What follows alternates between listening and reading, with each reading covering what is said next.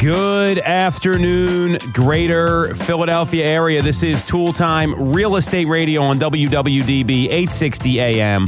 I'm Tom Toole. She's Sarah Tymon. She's Stacey Mitchell. And we all work at the Tom Toole Sales Group at RE/MAX Mainline, the number one RE/MAX team in Pennsylvania since 2018. And we're streaming live every week on YouTube specifically. So if you like what you hear or you want to keep up to date, make sure to click on the bell for notifications, subscribe to the channel. We're going to be talking about Warren Buffett now getting roped into the commission lawsuits.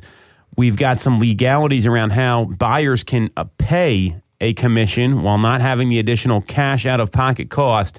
But first, we're going to be talking about how inventory is growing and buyer affordability. So before I get into the stats, ladies, one of the biggest complaints we have heard, I think since we started doing the show, is that there's nothing for sale in the market, which we know isn't true. It's not a lot of stale inventory sitting on the market.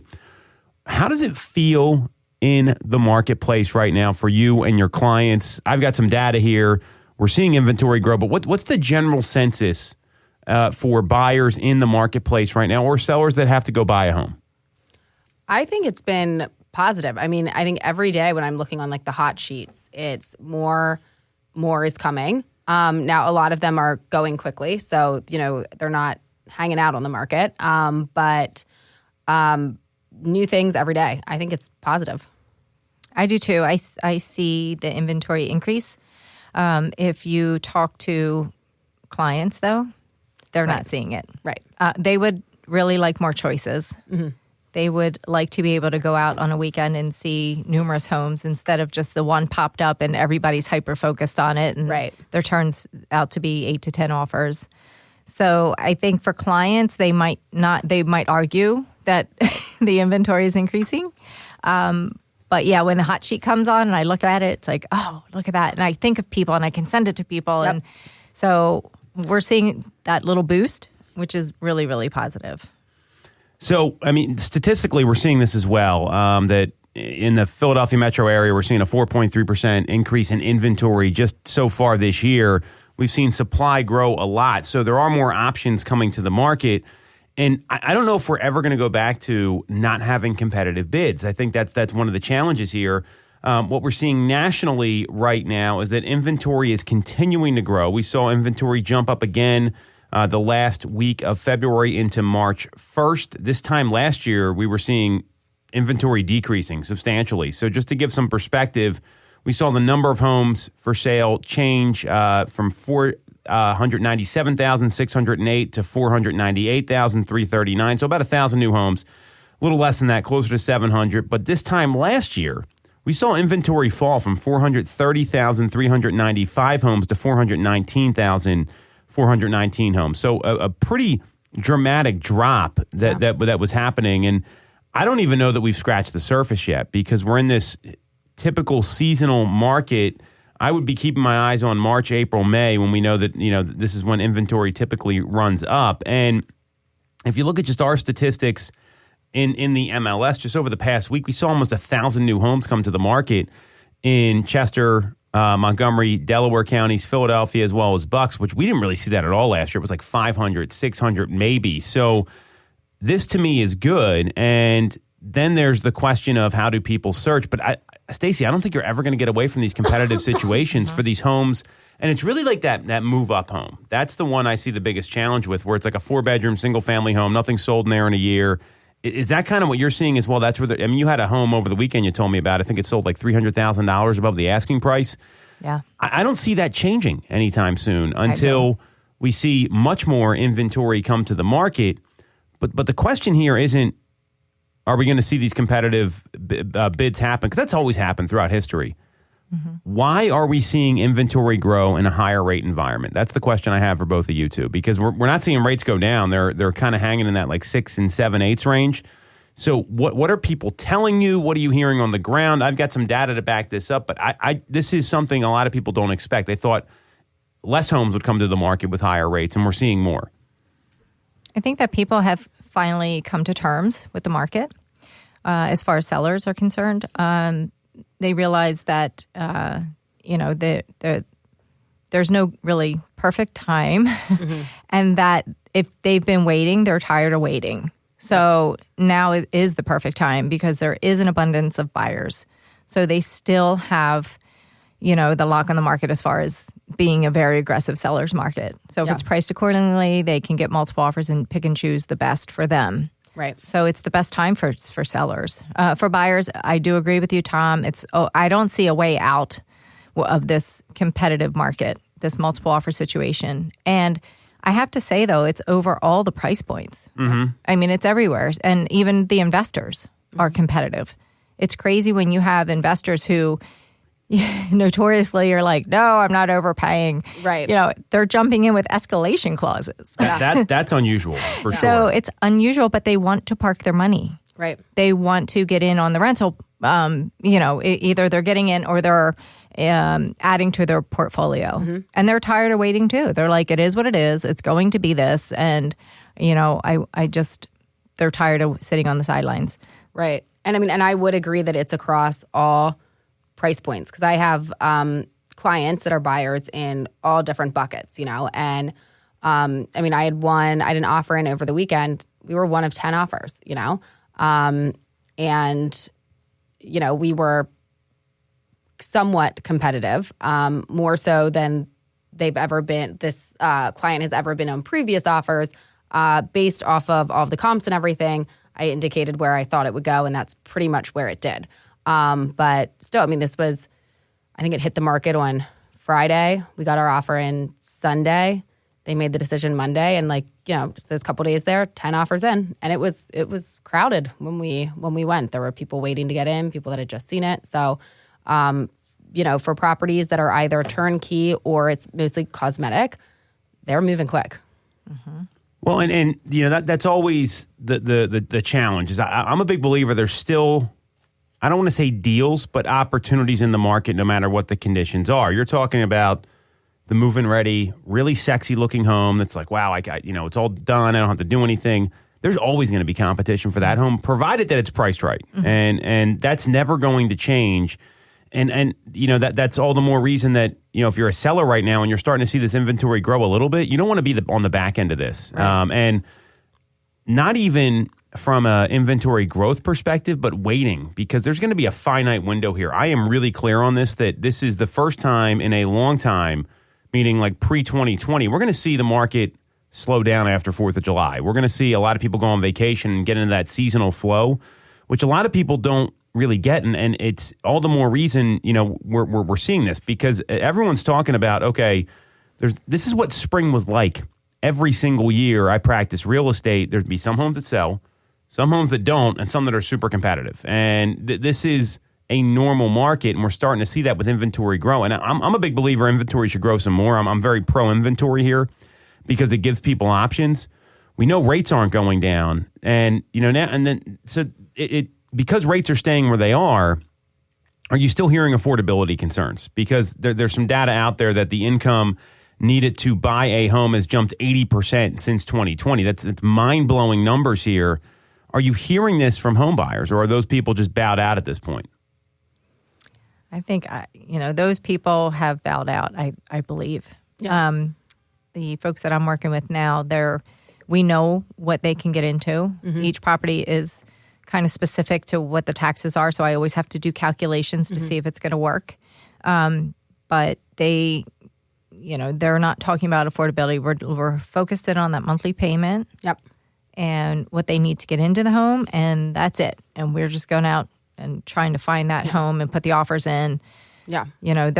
They're hyper-focused, which that's what I like. They're motivated enough. This is really their full-time job, is looking for this house. Yeah. Mm-hmm. It should be. And responsive and Yeah, I've got, I think the people that are winning in this market are the ones that have a little bit of flexibility. I'm like, in my head right now, I'm thinking of two different clients that have been great. One, like the location needs to be very specific, and yes, the monthly payment and everything needs to be specific, but they're open to different levels of condition of property and understand how that lays out.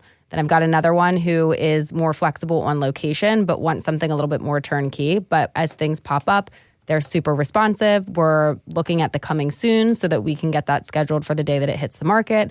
And I think being realistic about, there's a couple pieces that go into this, and it's going to be the condition of the property, the location, and how much money you have. And that those three pieces make up what you can get. And, it's not going to just suddenly change. Mm-hmm. I agree. So, and you talked about what they're looking for, and I think we talked about this a million times, like what's actually a top prospect for our real estate friends that are listening. And in my view, one, they've got to communicate with you. Mm-hmm. Like there's got to be two-way communication.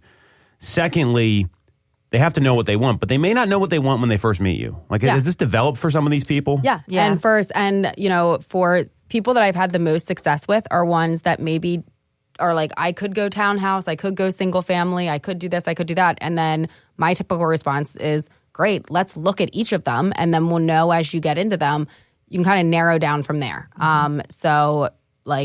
Yes, let's look at them all. Mm-hmm. Yeah. I think at first when you're just getting started, they might have a general idea of what they're looking for, but it could totally change when you're out there looking at homes. Yeah. And they're willing to concede after a while on certain points. Okay, we don't need a fenced-in yard. We can eventually put a fence in. Right. Yeah. Okay, we accept if we have to update a bathroom or two. Mm-hmm. I have some people going, they definitely wanted 2 bathrooms. Now they're down to 1, and they'll try to put 1 in at a later time. So I think the concessions happen, as time goes on and offers are not being accepted. Mm-hmm. So they broaden their outlook. So I think that's going to lead to success if they're willing to go outside of their first and foremost parameters and expand their search criteria. That's going to be successful. Yeah, because it happens so often when you're working with clients that from what they initially said, this is what we need, they end up getting under contract for something very different. Mm-hmm. So you also have to while we need flexibility from them in some cases, we have to be open-minded to it too, to still present them with some options that aren't maybe what they initially said, and just, using some of that language of, this might not be for you, but it's my job to put things in front of you, you know, and kind of show them how that home could be what they're looking for. Mm-hmm. Well, and Stacey, you mentioned focusing on monthly payment, because the reality is buyer affordability is a bit of a challenge right now. And if you look at this data that came out, this is from a Zillow report, that today's home buyer needs to earn a minimum of roughly $106,500 a year to afford a home purchase, $47,000 more than 4 years ago. And this report highlights the disparity between wage growth and the increase in the cost of buying a home. And, wages just haven't kept up. You're seeing 80% more than what folks needed in 2020. The median U.S. household income has only grown by 23%. So there are some people that are priced out of the market now, or they're locked in probably more than ever because of where rates have come in. And, if you're one of those people making less than $106,000 a year, it's going to pay to be open-minded when it comes to covering the cost of a home purchase. And you may need to look at, gifts from families, grant programs. There's K-Fit out there in Philadelphia as an example. And you really have to do your research and connect with the right agent that can help you. Gifts or loans, co-buying or getting someone to co-sign as a relative. We've seen more of that happen. The big thing, though, has been gifts from parents. I've seen that probably more than ever. Are you seeing the same rise in that, especially if their parents are in that baby boomer generation, which controls 1/7, 1/8 of the world's wealth? I've seen parents come in as either co-signers, or they're, coming in with a large down payment to help the buyers, or they're coming in to be able to present a cash offer, but then the kids will make the monthly payments to the parents. Yeah. Which, wow, could you imagine? And I've seen that before all this, by the way. Mm-hmm. Sometimes this happens because people typically do try to help their kids out with a home purchase. Mm-hmm. It's a good way to get them started, but it's been more than ever, for sure. Yeah, I've noticed more, down payment money coming from parents. And that's also why it doesn't hurt to kind of present that as an option. And you never know what people's families' financial situations are. Certainly that's not something that everybody can go and ask for. It's a lot of money, right? Mm-hmm. But if sometimes they don't even think of that. And then it's oh, you know what? They would, or, oh, they did do that for my sister, and even if it's something where you're paying them back later, like when you need the money now, just kind of giving them options. Mm-hmm.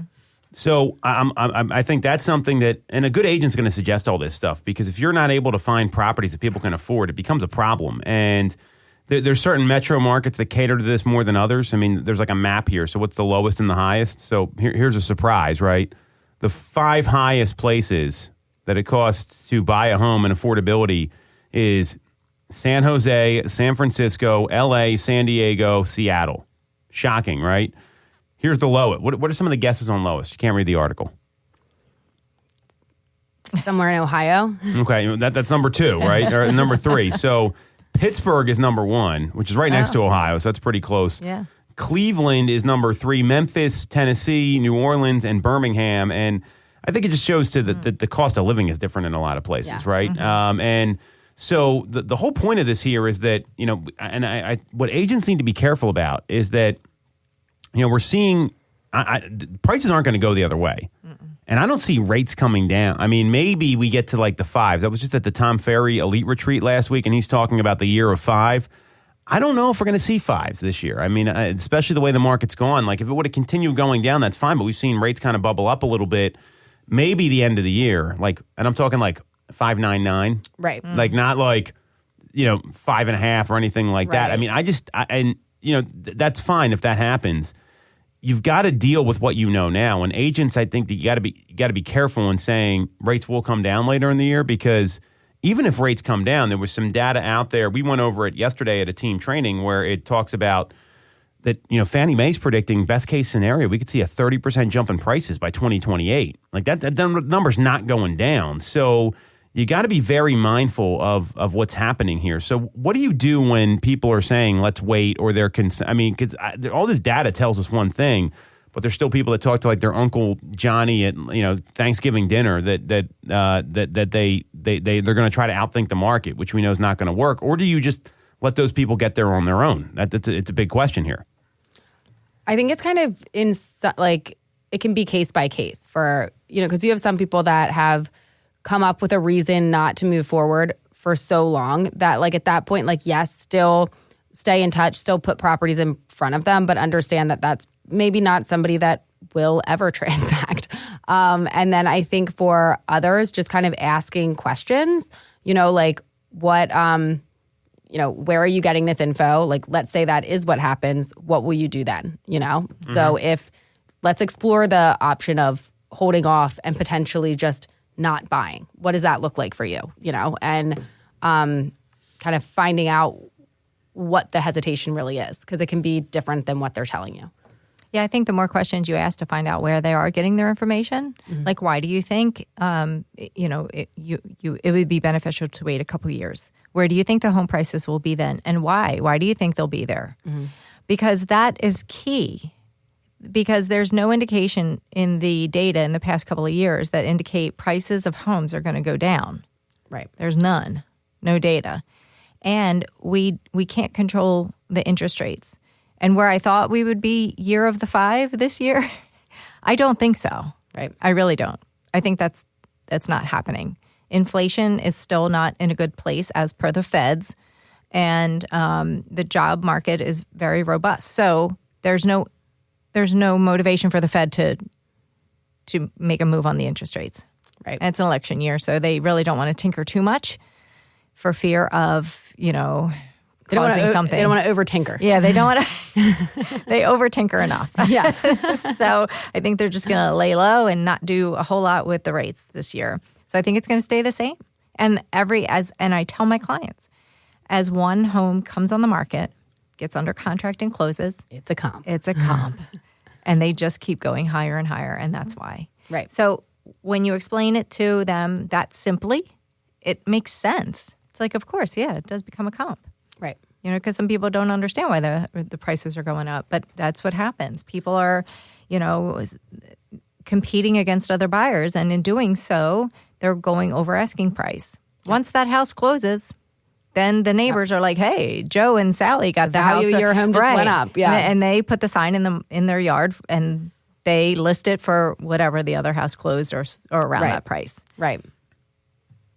So I agree with everything you're saying, and I think that that's really important. And here's the thing is that you're not going to get people to do things for their reason, for any other reason other than theirs. And if you ever tried to coach motivation with a client, it just doesn't happen. People are either going to be motivated or they're not. Logan Motoshami was talking. I think we shared this at one of our team meetings where he said, "Hey, if a buyer asks if they should buy a home right now, you know what? They're not ready, because the people that are ready, they're not asking you. They're telling you what they're going to do because they've done their research, they've understood the market, and they've figured it all out." Mm-hmm. So what I'm clear on is that if you don't feel like your people are motivated, you got to have high volume conversations right now. You got to meet more people. It's the simple rule of thumb in real estate, because if you're trying to convince someone to buy a house, it never works out, right? I mean, you're trying to sell them something. I'm a believer homes sell themselves, and you guide people through the process. And in a climate like this where we're seeing, there was an article on Now BAM that came out today that there's 100 plus housing experts see increased home price growth and 6% mortgages in 2024. This is what's happening. It's not anything different than that. So you can fight this as much as you want, but some people are going to transact, some won't. You got to find the ones that will, that actually want your advice, because if people don't want to listen to you, it's a waste of your time. I think a lot of people don't like the information. Right. So it's like, I'm sorry, but this is what it is. Right. And I know you don't like it. Most people don't like it, but this is the reality. Right. And that's our job, right, Sarah, is to provide the data, the actual information. And people just don't like it. So, and it's hard. It is hard, but it's not impossible. Right. And we can get it done. Right. Absolutely. Well, and you want to say things like, "Hey, the good news is we do this all the time. Yep. This is easy. We understand the process. We just need to help you get there." And when you focus on things like that, it goes a lot better for you. So the advice here, and even though inventory is increasing, which is an opportunity, I'd be shouting from the rooftops about that. I'd be talking about rates settling in. I'd be talking about sales activity in neighborhoods, a lot of the stuff we talk about internally here. And then from there, what you want to do is find the people that actually want to listen to what you're saying. Because if they're not, then they're not the right person for you. So with that in mind, let's take a quick break. We're going to come back. We're going to talk about the next iteration of this commission lawsuit. Now Warren Buffett's involved, out of all people. Very, very interesting. We'll be right back on Tool Time, Real Estate Radio on WWDB 860 AM. For the best local mortgage service and great rates on your money, look no further than Mortgage America. We've been operating in the greater Philadelphia area for 40 years with a focus on smooth, easy access to home purchasing. Whether you're a first-time buyer, upsizing or downsizing, or just refinancing, we have programs for you. We also have closing cost assistance programs and access to subsidized interest rates. Pre-approval is free, no costs or commitments. To learn more, visit our website at mymortgageamerica.com or give us a call at 610-439-8000. We always have a person available to take your call with around-the-clock human service. Purchase your home with the personalized local service you find at Mortgage America. Mortgage America is an equal housing lender. NMLS 128501. When you're getting a mortgage, you shouldn't have to sacrifice great service just to get a great rate. At Mortgage America, we've been lending with this philosophy for over 35 years. We have access to great low rates without the complications and delays of big or online banks. We're a local Pennsylvania lender with loan officers that you can actually meet. As PHFA's #1 lender, we specialize in all residential mortgage programs, including first-time buyer programs and low down payment options. For your free pre-approval, call us at 610-439-8000 or apply online at mymortgageamerica.com. Mortgage America is an equal housing lender. NMLS 128501. I'm Tom Toole of the Tom Toole Sales Group at RE/MAX Main Line. If you're thinking of becoming a real estate agent in the greater Philly area, I have a special offer for you. Our team did $165 million of volume in 2021, making us the #1 RE/MAX team in Pennsylvania and a top 1% team nationally. Our agents love us because we offer them a successful career, a great life, and an unbeatable culture. Agents who've been with us for at least a year average 30-plus sales. Even our brand new agents average 17 to 24 sales a year. We offer proven systems and expert training. We help you set more appointments and sell more houses. Now, here's the offer. If you don't have a real estate license yet, we offer real estate scholarships so you can get one for free.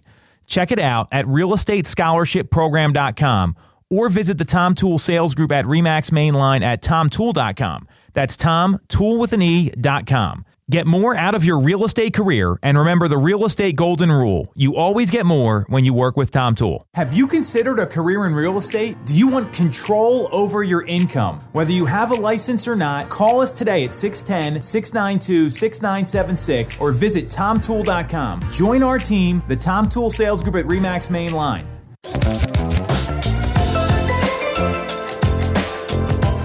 Welcome back to Toole Time Real Estate Radio on WWDB 860 AM. I'm Tom Toole. She's Stacey Mitchell. She's Sarah Tymon. We all work at the Tom Toole Sales Group at RE/MAX Main Line, the number one RE/MAX team in Pennsylvania since 2018. And we're going to be covering Warren Buffett now getting pulled into the commission lawsuits. This just keeps going here, which is very fascinating on many levels. If you like what you hear, you'll learn something from this. Make sure to subscribe to the channel. Tap on the bell for notifications, and if you want to schedule a call with one of these two ladies on our amazing team to talk about how any of this might affect your real estate plans, click on the link in the comments. So the commission lawsuits, it feels like every week there's something happening around them. I mean, it's one after another after another.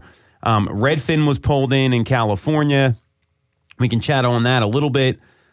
But the big news here, this one was interesting to me. This caught my eye, is that the legendary billionaire CEO of Berkshire Hathaway, Warren Buffett, is now at the center of one of the commission lawsuits. So there was an amended complaint filed yesterday in the Gibson commission lawsuit, which is in Missouri, by Michael Ketchmark. That's when it was filed.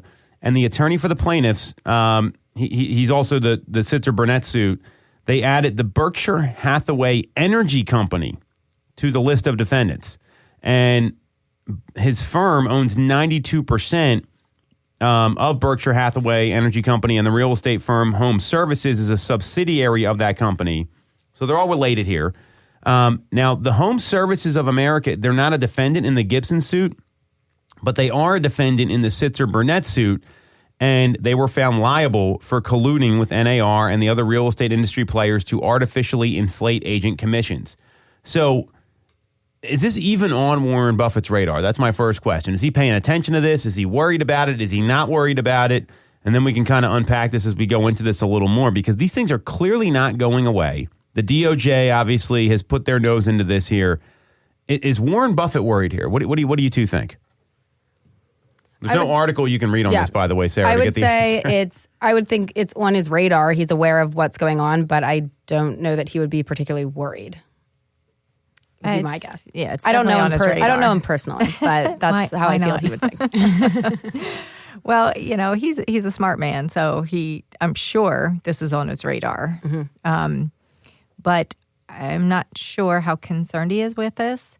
I'm not surprised that they've been added to the lawsuit, because there's been big settlements. So wherever there's settlements and money to be found, there's going to be claims. So I think this was just a matter of time that they were added to the lawsuit. And my guess would be that they're going to settle. Yeah.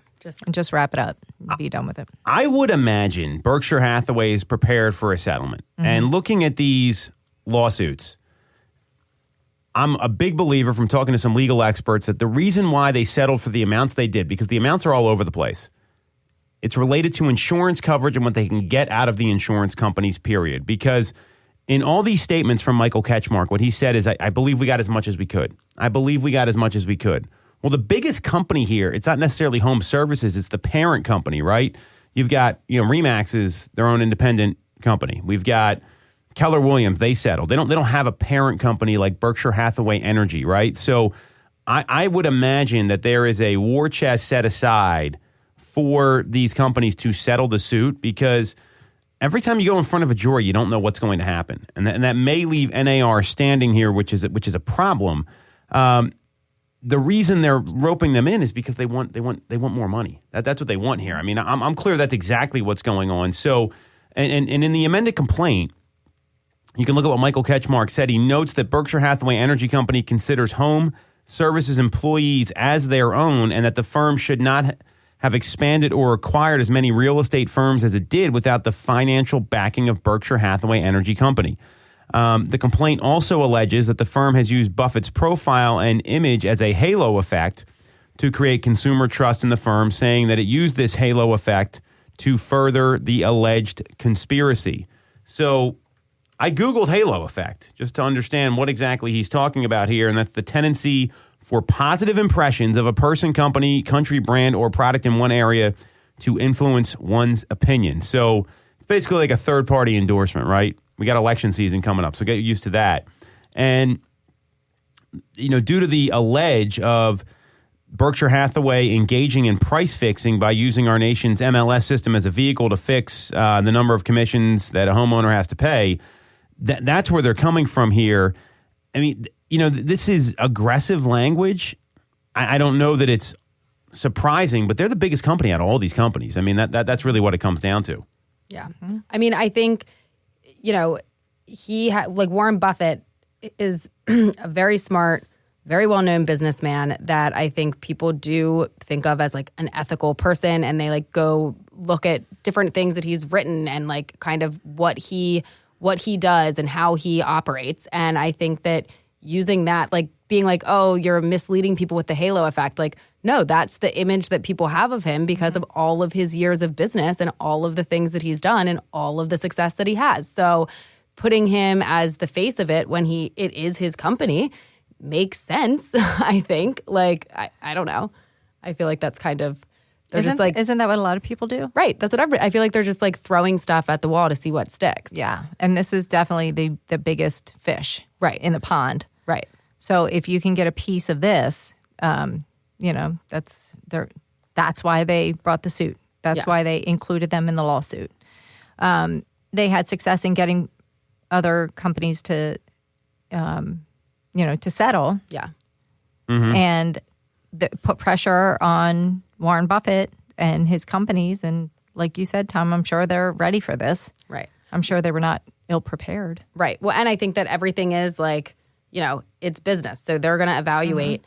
Mm-hmm. Will it cost us, whether or not we are in the wrong or feel as though we've done anything wrong, is it going to cost us less money to just pay this out and move on, or to fight it and have it like tie things up and drag out? And, I think it'll just come down to what's going to save us the most money. Right. Exactly. In the long run. And the other companies that have settled, they did the same thing. Right. And it wasn't them saying that we did anything wrong. Yep. It was just like, we'll just pay it. Right. Let's move on. Mm-hmm. Yeah. And so, I think this is I get the move here. And, there's all these other suits that are popping up all over the place. And you look at these companies here, and I think that, the big question is, you saw Nick Bailey got ousted as RE/MAX CEO. I'm clear that that's what happened there. I was very disappointed in that, by the way. I like Nick. I met him a couple times. I thought he had a pretty good vision.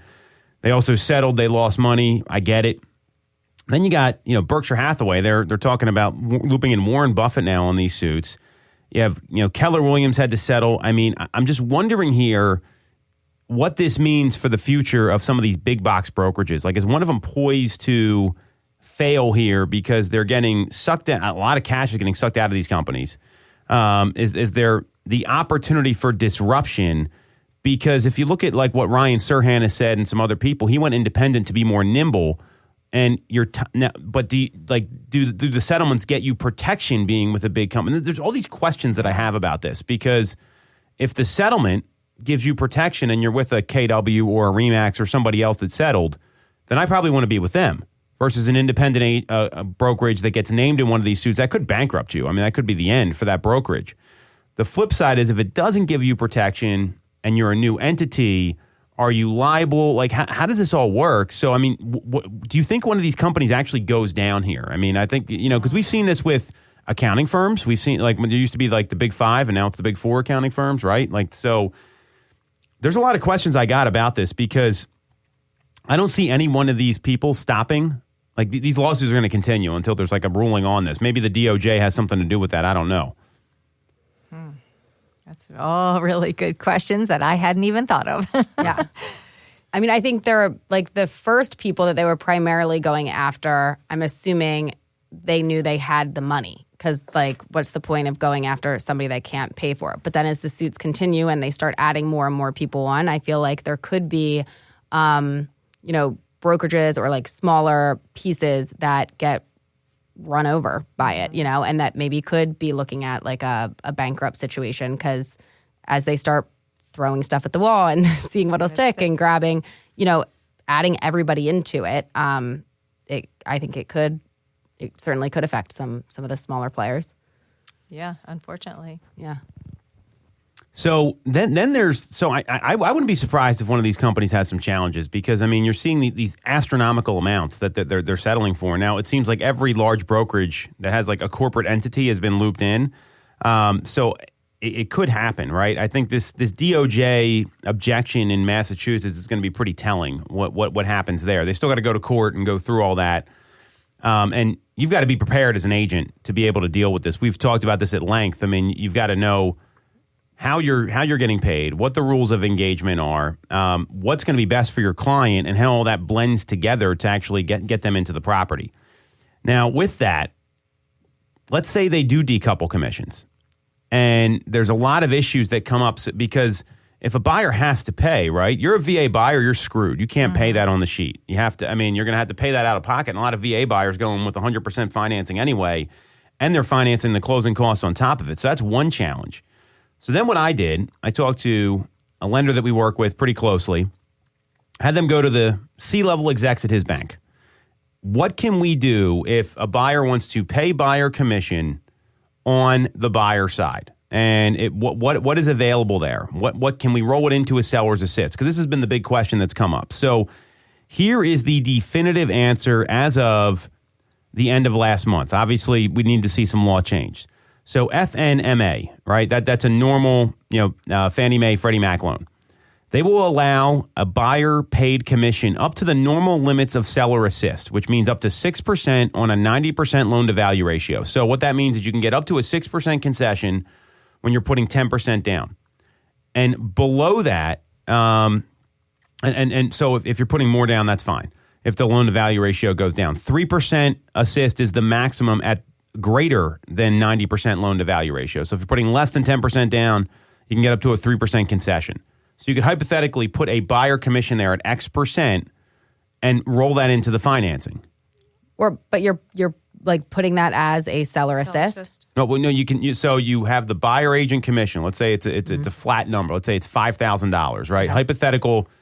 Let's say it's just the number 2, like whatever it is. And I don't want to get into talking commissions here. So that becomes a cost on the buyer side. They can then finance as seller's assist. No different than transfer tax, than title fees, than mortgage fees, right? So that's one option. So they're coming up with less cash. They're basically paying it on a monthly payment. That's really what it is. Okay. So you're allowed to do that with Fannie Mae and Freddie Mac loans. FHA will not allow it, which is the people that probably need it the most. Yeah. VA is a hard no. And they're not going to allow it either because they're looking at protecting the veterans and don't want that to come off of that. But the challenge here is then these people can't have representation. So, right. Or they can, but someone's got to work for free. I'm sure none of these attorneys would work for free. Michael Ketchmark sure as hell isn't working for free. Right. So this has created a problem now for something that was passed because, a buyer literally has to write a check outside of the settlement, which is we're not supposed to do anyway. Everything's supposed to be on the settlement sheet. So right, because I feel like that could then get hairy with because the nice thing about having everything on the sheet is that everything gets resolved right there at the table. What if you get to the table and your client that you've represented through this process, who was supposed to pay you out of pocket there, doesn't? Do they not get the house then? Or do you then have to be a collection person, hounding them? Yeah, I just see a whole lot going wrong. Yeah. Just a whole lot of room for corruption and all kinds of crazy things we can't even comprehend at this point. Right. Is going to happen. Oh, checks in the mail. Or just ridiculous stuff. Just shady stuff going on. Yeah. Which is the whole reason why we kind of had the... All charges are supposed to be on the Alta or settlement sheet. That is very clear. Yes. And so now they've created this environment where, and then again, the challenge here is you got a home seller.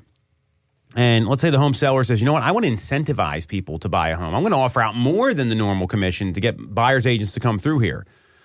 Sometimes that will attract some people. Who's to say the seller can't do that? That's the challenge that we're having here with this DOJ decoupling of commission issues. And there's so many folks that are, I mean, you got companies like Zillow. Like, what do they have to say about this? Their business is derived from buyer side business. So there's a lot of people that are set to lose here. And the challenge that I see with all this is it's not, I think the changes that are made, like you can offer out 0%. You don't have to offer compensation. That's fine. But telling someone you can't do something when it's their asset, I mean, is that violating rights at some level? Like, these are the things I don't know. I'm not an attorney. But if I'm selling my house, let's say my license expires, I'm out of the business. Why can't you offer a finder's fee? What's wrong with that? And you know, it's no different than, you know, some other businesses that are out there, or how personal injury attorneys get paid. They only get paid if there's a settlement reached. It's kind of the same thing. So this is what could upend the industry. And I think listing agents are going to be okay.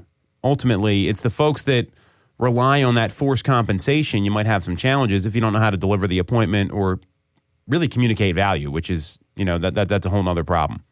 But like, if it did start to seem as though more buyers were not having representation, if I was the listing agent and I knew I was essentially going to have to be working both sides of it in order to get the deal to the table, I think I would want, like, I'd want a higher commission than what I would do if I was just representing my half of it, you know? Right. So you're going to ultimately be paying similar numbers anyway. I would absolutely charge a higher commission because you're having to handle both all sides. of it. Yeah. Right.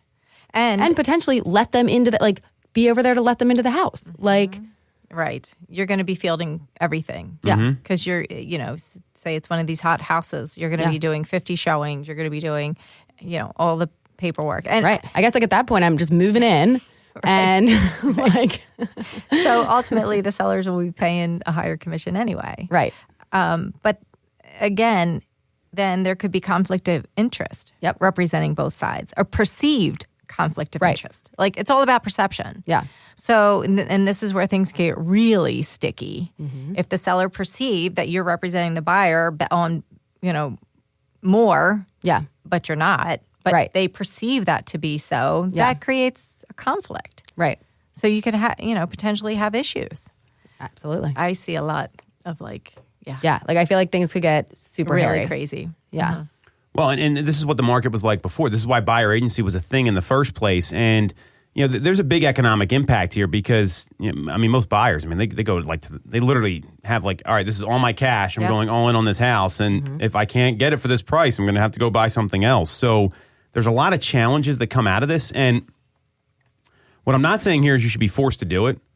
The option should be there if sellers want to, right? Yes. It's their house. It's their asset, right? You can sell a stock on your own, or you can hire a financial advisor. And there's a lot of ways to do these things. So that's what people aren't talking about. And unfortunately, you know, NAR has just done such a bad job lobbying against this. I mean, they were very arrogant. They didn't present the case properly. And now we've got this whole can of worms that's been opened up. And, you know, the DOJ went back on a settlement where they apparently agreed to all this stuff anyway, which is a whole nother thing. So, you know, with the election coming up, it'll be interesting to see what happens if this doesn't get resolved before then, and who wins, because there was an administration change. Like, this is all the stuff that we're dealing with here.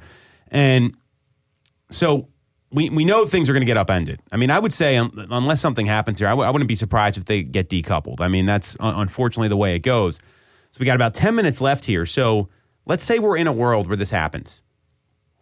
What should you do as a real estate agent? What should your game plan be? What are 2 or 3 things, no more than 3 from each of you here, or we can come up with 3 together, that you should be doing to protect your business and build a moat around it so you're in business in 5 years? Because a lot of people, they just hope the phone rings. They don't have a business. They're like, oh, well, I'm going to do all these different things and we'll see what sticks. We know that doesn't work. What are you doing right now? What should you be doing? Well, I mean, I think that if something changes here, you need to be upfront with past, future, present clients about what the situation is. So, and then have that built into so they have that in mind as we're looking at homes, you know, that this is now something that you're responsible for. The last thing you would want is for it to be some type of surprise at the end, or like on your estimated cost sheet when you give it to them, like, oh yeah, and then here's my fee, and they're like, what? I'm sorry, what? So I think just getting ahead of it, that this is the situation, and I guess first and foremost making sure they're aware. transparent disclosure is really important. Yeah. I mean, this is something that blows my mind that, if you don't know what the fees are, and there's a lot of people that don't know what these fees are, right? I mean, I'm talking consumers because their agent doesn't explain it to them. That's got to be number one. That's what the law says, by the way. Just a lot of agents don't practice the law properly. So I totally agree with that, Sarah. That's really, really important. And that's got to happen at like the first meeting. Yeah. Or like the second meeting at the you have a conversation, you meet somebody, here's the call. Like, this has got to be reviewed. Totally agree with that. And what do you bring into the table? What are you going to do to help them through this process? What is your value? Mm-hmm. Do you negotiate well? What is your value? You have to be able to explain to your clients why this fee is warranted and what you're going to do for them and help them through this process. Yeah. And I think if you don't know how to do that and you can't express to them the process and what you're going to do to help them through, that's a big start. You better work on that. Right. And you better be confident and know what you're talking about. Mm-hmm. Keep up with the data, what's really going on in the market, and be able to convey that to them. Yeah. Because I think it's so, there's going to be a need for representation. Mm-hmm. So they're either going to have you represent them or an attorney or somebody else. Right. But for somebody, especially a newbie buyer who has never been through the process, there's so much that can go sideways. We know that. Right. What are they going to do? Prepare their own documents? Right. It's just, I think you need to be able to convey your value and your worth. Right. And I think that there's also a lot of things that as agents we do that maybe we don't always let the client know, also I'm doing this. It's stuff we're doing on the back end, but making sure they're aware of all of the things that we do to get you into the homes, get you under contract, keep you under contract, get you to settlement. Sometimes keeping under contract is the hardest part. Right. Mm-hmm. Getting under contract is a slugfest. But that doesn't stop there. Yeah, it doesn't mean that now you can what's next? Right. Are we keeping in with the deadlines? There's deadlines within these contracts. If you miss a deadline, then you're out of contract. Yeah. And your thing is voided. Right. But these are things that people don't know. Layman people, and they shouldn't know. Why should they know these things? Because you might buy a house, what's the average? 11.7 years. Right. Yeah. So you don't go through this process once a year. Yeah. I mean, I'm sure there's situations where people do. But for the most part, people buy 1, 2, maybe 3 homes in their lifetimes. Right. So it's not things that they're going to remember. Right. And this is, we're the tour guides, but we need to be able to explain in detail and provide the data and let them know exactly what we do. Right. And if you try to represent yourself and blow it once and lose your deposit money, that's more than what you would have paid in the commission in many cases, Right. So, just transparent and not to scare you, but things can go wrong. And, Right. we're here to hold it together and to represent you in a field that we work in every single day and not just, once every 11 years. Mm-hmm. So I love what you guys are saying. Delineate your value. Here's what we do differently. Those sort of things. I think understanding all the cost. This is like mechanical stuff. The flip side is you got to get in front of your clients first because who knows what other people are going to say to them about this. There's people out there right now. I've seen these happen. These marketing videos where, hey, you don't have to pay a buyer agent anymore. You can get away with listing as low as X percent. I don't know that that's actually the best thing for a seller. I'm a big believer in presenting options. Mm-hmm. But this is what's happening right now. I've seen these videos. It would shock you who they are. And if you're not getting in front of and there's nothing illegal about that activity, right?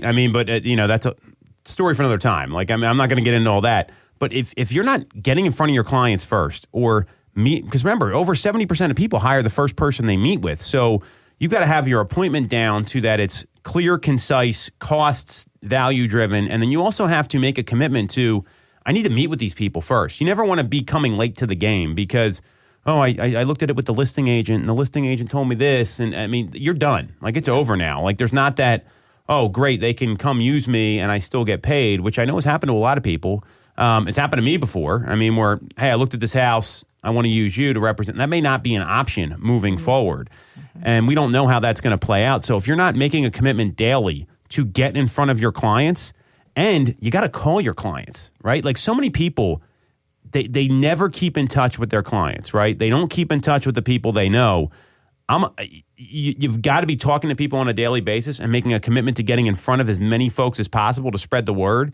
whether it's one-to-many, one-to-one, calls, texts, emails, emoji exchanges, I don't care. That's going to be the most important thing here because we're already seeing 10,000 agents a month getting out of the business since November. That number's not going away. And it's only going to get, I don't want to say harder, there's going to be a higher degree of difficulty to selling houses moving forward because you can't just show up and think you're just entitled to compensation. Right. Now, what I would be curious is if this does go through, because there are many, many, many other professions that also get paid on a percentage of different things or have set billable hours or whatnot. Could there be something that then, I don't know, goes to them? Like, could this spur into not just real estate commission lawsuits, but lawsuits for other fields? I mean, accountants have already gotten kind of hammered. I mean, and that's for different reasons. The problem with attorneys, because I look at attorneys as a lot like this. Yeah. You got to get an attorney to sue another attorney. So if you want to talk like about a good old boys or good old, I mean, obviously it's men and women, but you know the term. Right. If you want to talk about a boys club or a club, it's very difficult to find an attorney that will sue another attorney. Yeah. I've heard this directly from attorneys, by the way, that are at very, high up in very well-known firms. I'm not going to name any names here, but I've heard this specifically. And it's, it's one of those things where that's the obvious one. I mean, and they collect way more than an agent does. I mean, you don't even know what their fees are. I mean, it's very confidential. And that's usually done not just now with the exception of some of the personal injury things or where they do only get paid at a settlement. But like many of the other ones, like you're paying an hourly rate whether or not it's successful. Mm-hmm.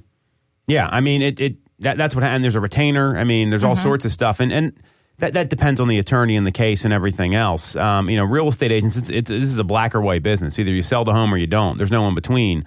So, sure, this could open that up. I think real estate agents have themselves to blame here, though, because some of them, and most, how many bad agents are out there? You've been doing this long enough to know. Yeah, there's a lot.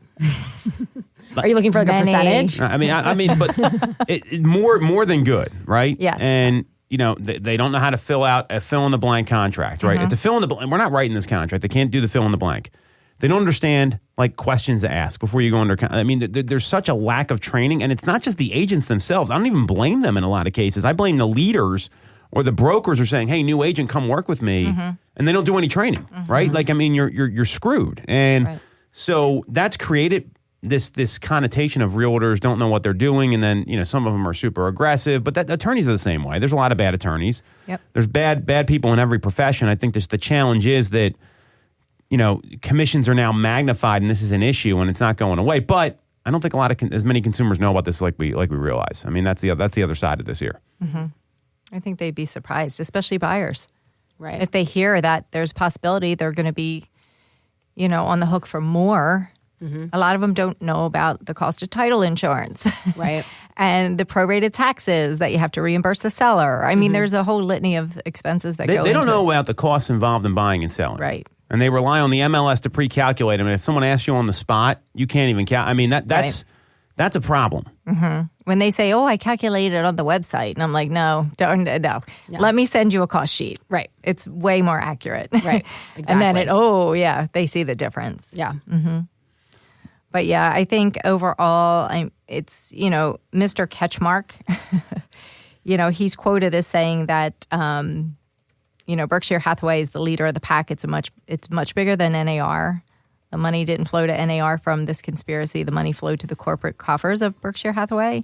So this is all about money. And he also says, if you want to bring about change in corporate America, hit them in the pocketbook. And that's exactly where this is aimed. Well, good for him. I mean, this is the case of a lifetime for him. So, real estate agents, you got to be ready. I mean, don't sit here and think this is going to go away like NAR said, because it's not, and you want to get ahead of it. So, with that in mind, that's it for this week's episode. You want to follow Sarah? She's at Ty_Ty Time. You can follow Stacey at the number 2 Mitchko. Those are both on Instagram. You can follow me at Tom Toole 3RD. And again, we are streaming live every week on YouTube. If you liked what you heard, subscribe to the channel, click on the bell for notifications, and schedule a call with one of these two ladies with the link in the comments. We'll be back next week on Toole Time Real Estate Radio on WWDB 860 AM.